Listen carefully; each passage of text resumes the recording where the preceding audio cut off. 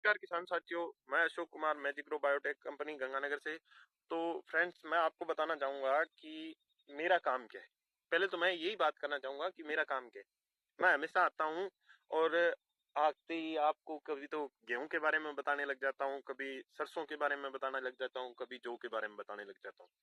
तो मैं सीधा सीधा मैं मेरा काम बताऊँ तो मेरा काम यही है कि किसानों को जागरूक करना और किसी के खेत का विजिट करके और उनको उनकी जो भी कमी है खेत में वो बताना। तो मेन मेरा काम यही है कि किसानों को जागरूक करना। क्यों जागरूक करना कि आज जिस हिसाब से अपन केमिकल खेती कर रहे हैं, तो केमिकल खेती करने का मतलब यही है कि आज पूरी तरीके से जो भी किसान है, छोटा हो बड़ा हो, जो भी है, सारे निर्भर है केमिकल खेती पे।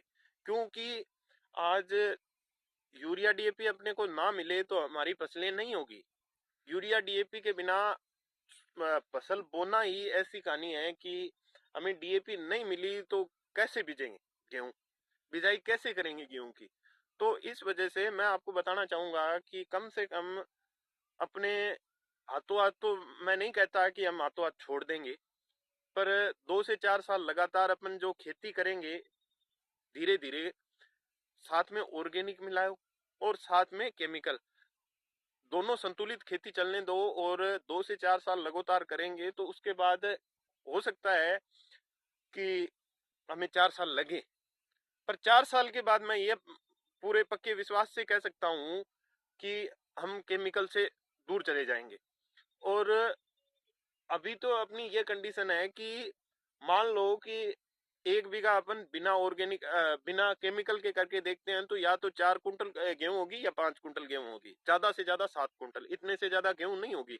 मैं खुद करके देखा हूँ, 5 से 7 कुंटल गेहूं बिकी की होती है और वो खाने के लिए रखते हैं तो वो, सीधी सी बात करूं तो हमें पचेगी नहीं।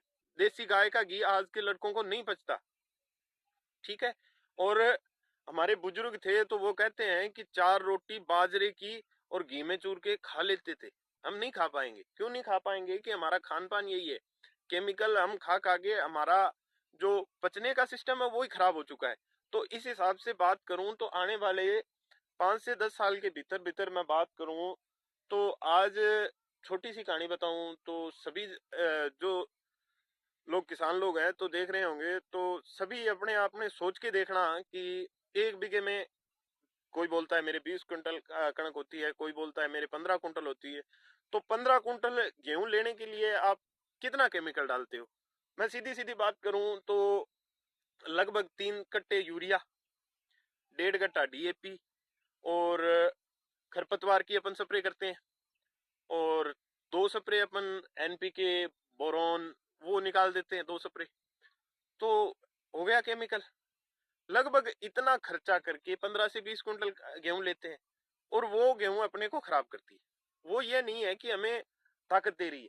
तो इस हिसाब से जैसे हमारे बुजुर्गों ने हमें जो भी जमीनें दी थी वो उपजाऊ है, उपजाऊ थी, है नहीं, उपजाऊ थी।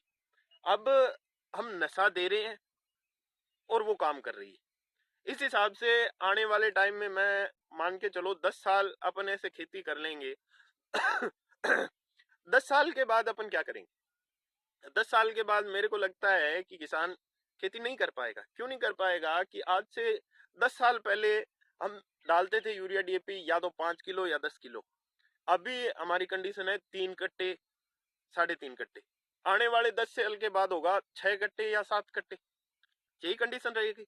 और यह कंडीशन रही तो अभी मैं बताऊं तो मेरे को तो लगता नहीं कि गेहूं के टाइम में किसी को यूरिया और डीएपी की किल्लत नहीं हो रही। सबको होती है, किसी को नहीं मिल रही। और उस टाइम हमें यह लगता है कि अब कल तो यार सरसों में आपने डीएपी को नहीं मिली तो क्या करांगा।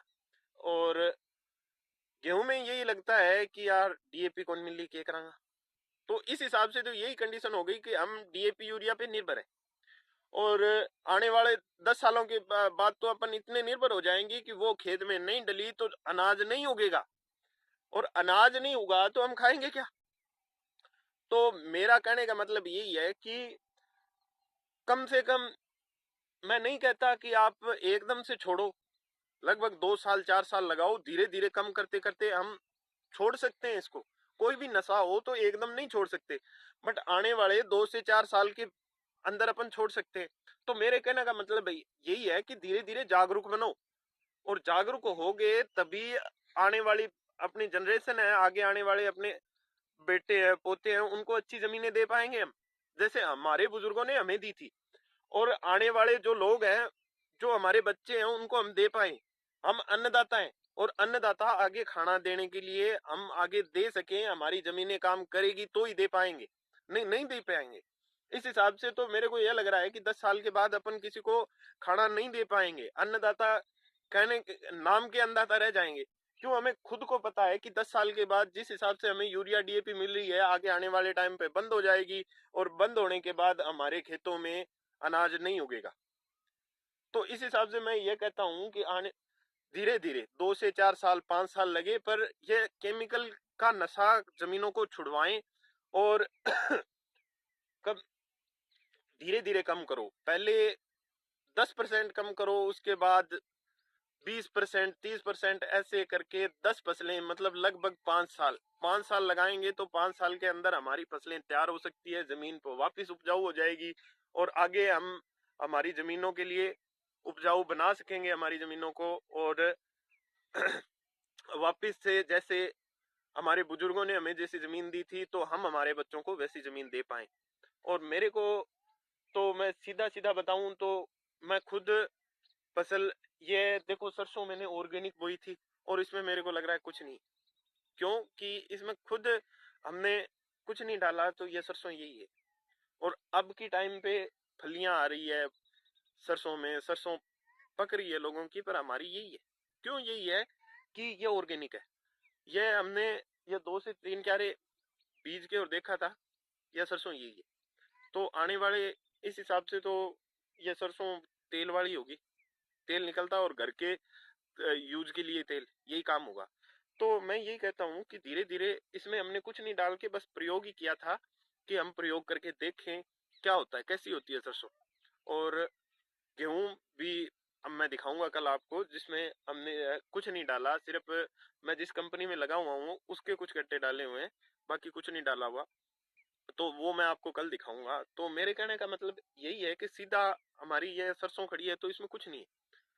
तो आगे आने वाले टाइम के लिए मैंने यही बस 2 क्यारे में चेक किया था कि चेक करके देखते हैं। तो सीधा तो अपन नहीं छोड़ सकते, मैंने सीधा मतलब केमिकल अवॉइड करके और सीधा ऑर्गेनिक गोबर की खाद डाल दो और सीधा करके देखते हैं, तो सीधा नहीं हो पा रहा। तो आने वाले टाइम के लिए मैं तो यही कहता हूँ मेरे दोस्तों, कि हम जो भी है इसको थोड़ा थोड़ा सुधारें। उसमें कुछ केमिकल डालना पड़ेगा, केमिकल डालते डालते फिर धीरे धीरे करते करते कुछ छोड़ते छोड़ते हम ये कर सकेंगे कि हम बिल्कुल ही केमिकल छोड़ दें। और बिल्कुल एकदम छोड़ने से तो ये फसल है ऐसी ही होगी। और ये तो चलो सरसों है, गेहूं तो होती नहीं। गेहूं तो कल मैं आपको दिखाऊंगा, उसमें कुछ नहीं है। एक क्यारा बीज के देखा था, एक ही क्यारे में है वो, उसमें कुछ नहीं है, उगती नहीं फसलें अच्छी से। और ये कंडीशन रही तो 10 साल के बाद, अभी तो थोड़ी बहुत उग तो रही है, कुछ तो जमीनों में है, आने वाले 10 सालों के बाद कुछ नहीं रहेगा जमीनों में। तो मेरे कहने का मतलब यही है कि ऑर्गेनिक अपनाओ।